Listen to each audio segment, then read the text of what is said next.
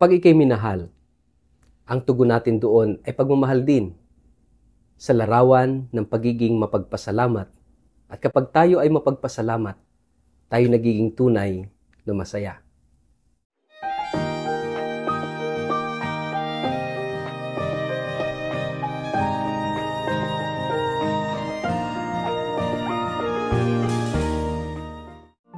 Ang mabuting balita ng Panginoon ayon kay San Lucas.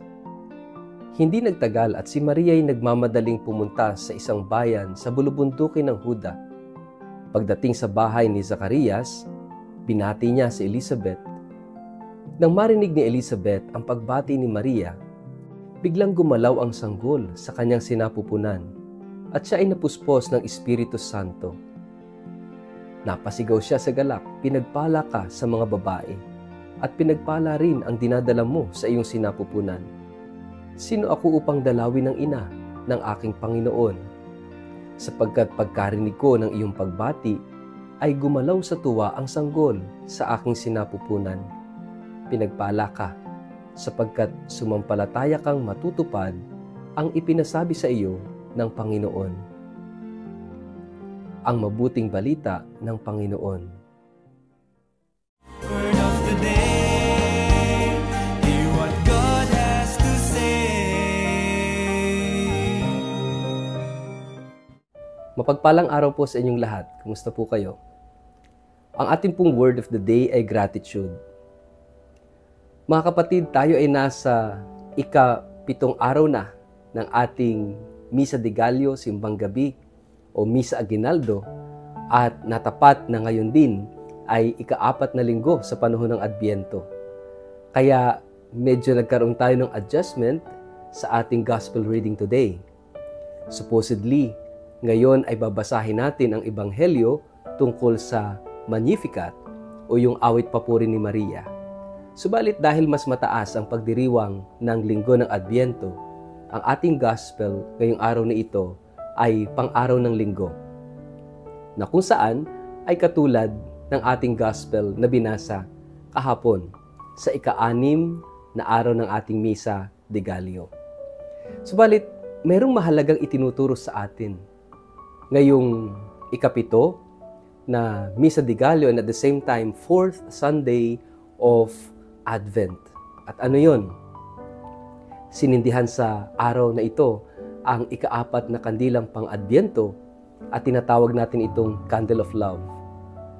Paano ba natin ipinapakita ang ating pagtanggap sa pag-ibig ng Diyos? Kapag tayo ay minahal, ano dapat yung ating tugon?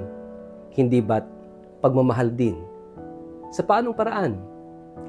Hindi sa paraang katulad ng pamamaraan ng Diyos. Hindi natin kayang tapatan ang pag-ibig ng Diyos sa atin. Subalit, pwede tayong tumugon sa kanyang pagmamahal. In what way? Gratitude. Pagiging mapagpasalamat.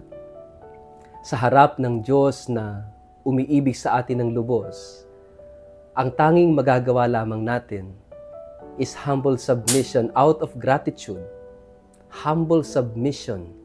Yung buksan mo ang iyong sarili, isuko mo ang iyong sarili, hayaan mong mahalin ka ng Diyos, at tanggapin mo ang kanyang pagmamahal at magpasalamat ka sa pagmamahal na yon. At kapag tayo ay naging mapagpasalamat, tayo nagiging tunay at ganap na masaya. A grateful person is a happy person. Kaya nga mga kapatid, napakahalaga ang mensahe sa ika-4 na linggo ng Adbyento. At magandang tingnan natin yung larawan o sinisimbolo ng kandila. Yung 4 na kandilang pang-Adbyento, lagi nating tatandaan na yung apoy na umuubos sa kandila ay ang apoy ng pag-ibig ng Diyos.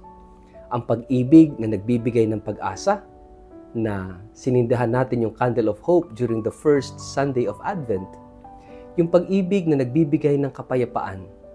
Kaya yung second Sunday of Advent ay tinatawag natin na Candle of Peace, yung kandilang sinindihan natin sa araw na yon.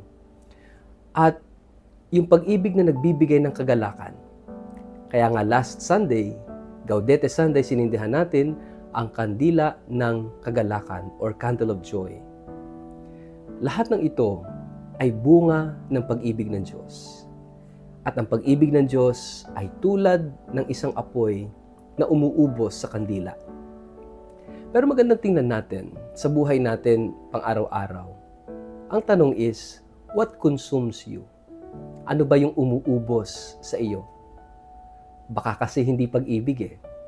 Baka nauubos yung bawat araw natin, yung bawat buwan at taon na inuubos tayo ng ating galit, inuubos tayo ng ating inggit, inuubos tayo ng ating pagkamakasarili, inuubos tayo ng ating mga iba't ibang kasalanan, adiksyon, at iba't iba pang mga hindi magagandang gawain. What consumes you? Ano ang umuubos sa iyo? Mga kapatid, ito'y paalala sa ating lahat. Let us allow love to consume us. Para tayo mga kandila, nauupos. Paanong nauupos? Yung time natin is limited. Hindi tayo mabubuhay sa mundong ito ng magpakailanman. Mamamatay at mamamatay tayo. Yung lakas natin noon, hindi na lakas natin ngayon. Mararamdaman at mararanasan natin that we are like candles that are being consumed by fire. Pero hindi lahat ng umuupos sa atin ay pag-ibig. Kaya nga ito isang paalala sa ating lahat na habang nabubuhay tayo, let us allow love to consume us. Paano natin ito mararanasan, yung consuming fire of God's love? Yung bang pag nagmahal ka, di ba, nagpapatawad ka, yung unlimited forgiveness. Minsan feeling mo, hindi naman nakapatawad, pero ba't magpapatawad ako? Parang nauubos ka. But don't be afraid to be consumed by that fire of forgiving love. Kasi yan ay apoy ng Diyos, apoy ng pag-ibig. Kapag ka umuunawa ka at nagmamalasakit ka at tumutulong ka, dumadami ka sa iyong kapwa, sometimes, let us admit it, na para bang nauubos din tayo. Kasi lumalabas tayo sa ating sarili. Pag sinabing nauubos, namamatay tayo sa ating sarili. Pero ang totoo, ito yung magandang pagkaubos o magandang pagkaupos dahil nagbibigay tayo ng ating sarili at ito'y pagmamahal. Makikita natin na tayo nauubos kapag unang-una hindi na tayo naghahangad ng kapalit. That we are loving for the sake of loving. Forgiving for the sake of forgiving. Hindi dahil may balik, hindi dahil may interes, kundi dahil ito tayo. Tayo nagmamahal. Kasi minahal din tayo ng Diyos. Kaya nga ang Diyos mismo, di ba, inubos niya ang kanyang sarili. Sabi ni San Pablo sa kanyang liham sa mga taga-Filipos, bagamat sa Diyos, hindi niya itinuring, hindi niya inari ang kanyang pag-isahalip, hinubad niya ang kanyang pagka-Diyos at namuhay na alipin. Self-emptying, yung pag-uubos ng sarili. Sa wikang Griego, ito yung kenosis. Mga kapatid, kung ang Diyos inubos ang sarili para sa atin, ano yung ating tugon? Gratitude. Pagpasalamat. Kaya nga ang bawat pagdiriwang ng misa ay pasasalamat. Hindi sapat yung dami nating ginagawa, yung ating mga personal na debosyon. Hindi sapat yung personal nating dasal. Hindi sapat yung mga salita, mga novenas, mga rosaries. Hindi sapat yon sa isang misa. Because the Holy Mass is the ultimate sacrifice of thanksgiving. We unite ourselves to Jesus, who is the offerer and the offering. Siya yung nagpapasalamat, siya yung pasasalamat, siya yung nag-aalay, siya yung iniaalay. Kasi siya lang yung karapat-dapat sa Diyos. At ano yung tugon natin habang tayo ay nagsisimba? Pasasalamat sa Diyos. Pasasalamat sa kanyang wagas na pag-ibig sa atin. At yan ang ipinagdiriwang natin taon-taon tuwing Pasko. Pasasalamat dahil minahal tayo hanggang wakas. At patuloy tayong mamahalin ng Diyos sa kabila ng lahat. Kaya nga mga kapatid, ito yung dala-dala ni Maria sa ating gospel.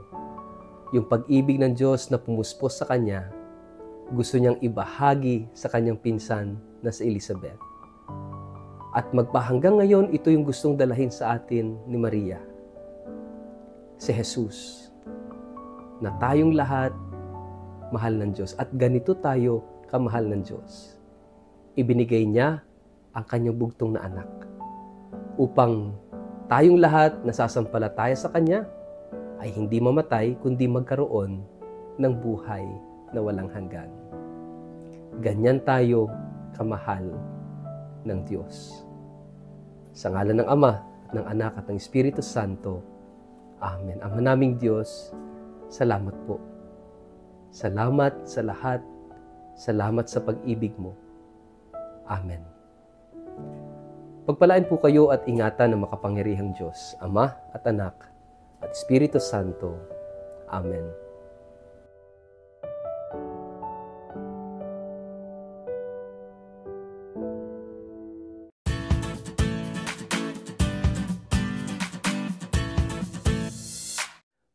Mag-like, follow at subscribe sa Word of the Day para sa inyong pang-araw-araw na inspirasyon. Inaanyayahan ko po kayong i-like ang aking Facebook page at mag-subscribe sa aking YouTube channel na Word of the Day.